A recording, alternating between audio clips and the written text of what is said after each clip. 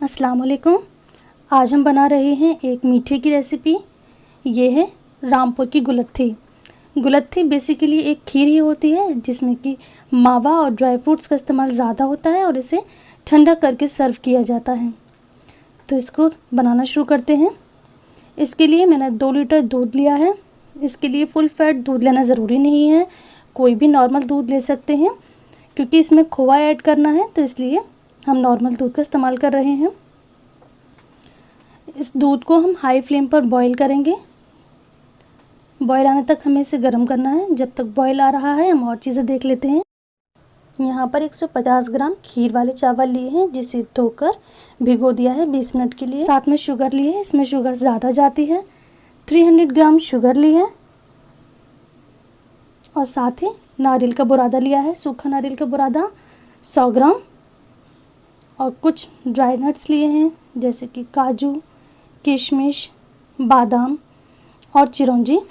इसमें dry nuts जितने ज़्यादा जाएंगे उतना ही इसका टेस्ट अच्छा लगेगा। आप इसको कम ज़्यादा कर सकते हैं। क्योंकि ये गुलत्थी है तो इसमें गुलाब का एसेंस जाएगा, तो यहाँ मैं गुलाब एसेंस का इस्तेमाल कर रही हूँ। और इसको ज़्यादा प्रेजेंटेबल बनाने के लिए चांदी के वर्क का इस्तेमाल कर रही हूँ।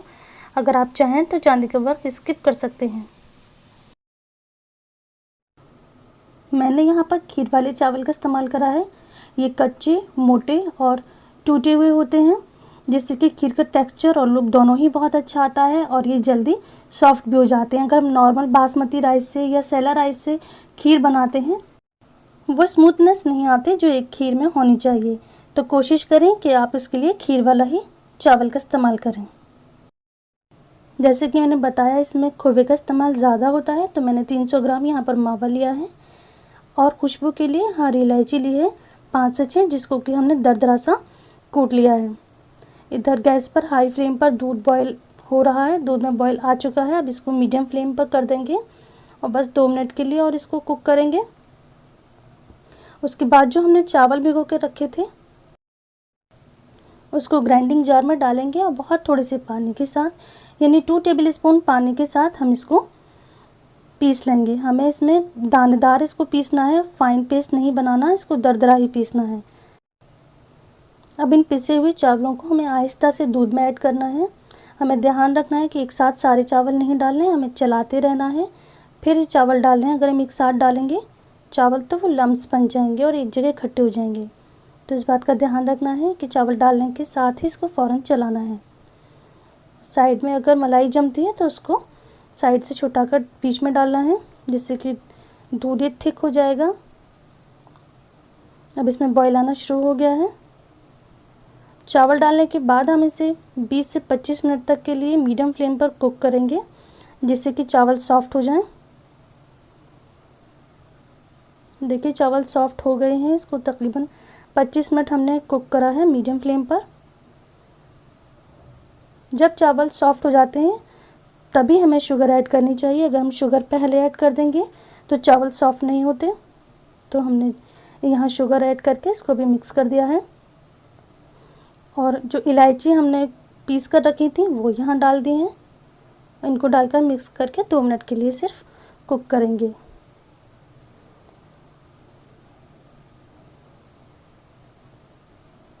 फ्लेम मीडियम ही रखेंगे। ये लगातार पक रही है, इसमें बबल्स बन रहे हैं। तो हमारे पास जो खोवा था वो यहाँ ऐड कर देंगे मैश करके। गुलत्थी में जितना ज़्यादा खोवा जाएगा उतना ही इसका टेस्ट अच्छा आता है। इसको प्रेस करते जाएंगे स्पून की हेल्प से। और हमारे पास जो ये नारियल का बुरादा था वो यहाँ ऐड कर देंगे। नारियल का बुरादा अगर मिक्स नहीं होता है इजीली तो इसको स्पून के बैक साइड से प्रेस कर देंगे तो जो इसकी बॉल्स बनती हैं वो एक सी हो जाएंगी इस तरह से।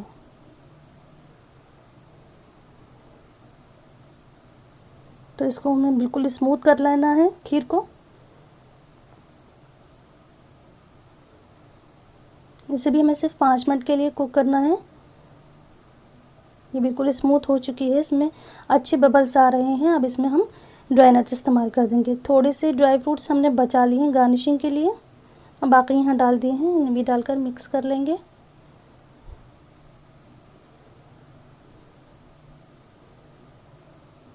अब हम यहाँ पर खुशबू का इस्तेमाल करेंगे। जो रोज़ एसेंस था उसकी कुछ ड्रॉप्स, 4 से 5 ड्रॉप्स यहाँ ऐड कर दी हैं। इसको एक अच्छा शाइनी लुक देने के लिए यहाँ पे मैंने 4 से 5 टेबलस्पून देसी घी को मेल्ट कर लिया है। मेल्ट करने के बाद घी इसमें ऐड कर दिया है और इसको डालकर मिक्स करेंगे। 2 मिनट के लिए इसको मीडियम फ्लेम पर कुक करेंगे ताकि ये अच्छे से मिक्स हो जाए। अब ये बिल्कुल रेडी है। इसका साइन ये है कि इसमें बबल्स ज़्यादा बन रहे हैं। गुलत्थी बनाना है तो इजी, लेकिन थोड़ा पेशेंस रखना पड़ता है। तो बस ये ऑलमोस्ट तैयार हो चुकी है। इसका टेक्सचर देखिए कितना अच्छा तैयार हुआ है।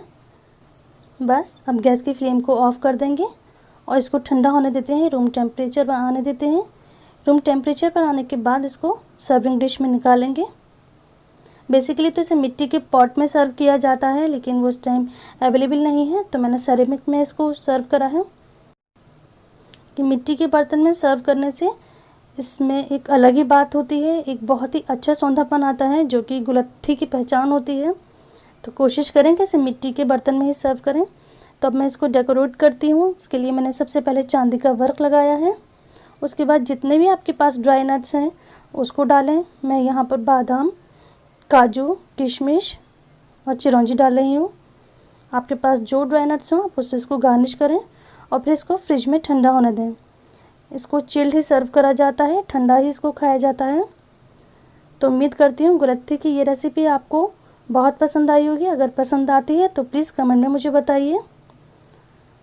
मिलती हूँ नेक्स्ट रेसिपी के साथ। Thanks for watching. अल्लाह हाफिज़।